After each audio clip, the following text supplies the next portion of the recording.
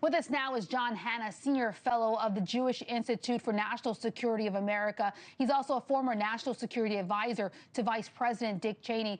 John, we were just talking with Robert there. Iran attacked another ship in the Strait. That's what at least is being reported. Will the U.S. retaliate after, President Trump called off these massive strikes less than 72 hours ago? Well, my guess, Alicia, is that there's just seems to be so much momentum behind this discussion between Iran and Oman about trying to open up the straits a bit more, get more ships going through. Even Treasury Secretary Scott Bessent was very optimistic that we may be on the verge of a deal. So I think right now it looks like kinetic operations are on hold from the United States to see if we can open up the strait and get that oil moving again. As Robert was pointing out, Iran's foreign minister said talks with Oman, they're in their final stages.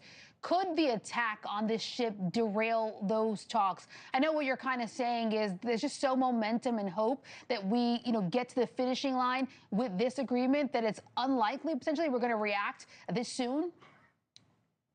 Yeah, I think, whether it's 24 hours, 48 hours until the weekend, I think it seems to be a chance for diplomacy. I think the administration is clearly more interested in an acceptable off-ramp to the problems in the Straits than they are to a major escalation that could really take the region over the tipping point. So I think we're right now in a mode to see if this current negotiation to open the straits can succeed. Yeah, I mean, to that point, the Wall Street Journal has an article out saying that if the deal reopens the strait, that this could be that off-ramp that President Trump has been looking for to claim a victory and get out of the war. Do you agree? Because I think some would say that just kind of puts us back to where we started. Yeah, no, I don't think you'll be able to claim this is any victory, because the strait is not going to be put back into the situation it was on February 27th before this war began. It's clear now that in this negotiation with Oman, that Iran is going to be able to exert some level of control over the ships entering the strait, and probably to be able to charge some kind of service fee for helping keep the straits open and secure.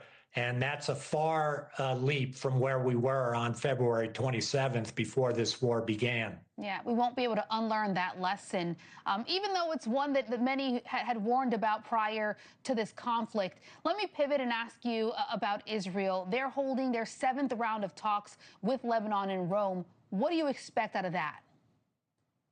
Well, I expect that they'll be evaluating these pilot projects where the IDF has withdrawn from very small areas of southern Lebanon to see whether the Lebanese armed forces are able to take control of those areas, clean them of Hezbollah, and ensure that they are committed and capable of asserting Lebanese sovereignty over those areas of southern Lebanon that Israel controls. So hopefully we can begin to pursue more of these kinds of pilot projects that actually achieve some level of Israeli withdrawal and the reassertion of Lebanese sovereignty over all Lebanon's territory, and in a way that really marginalizes Hezbollah.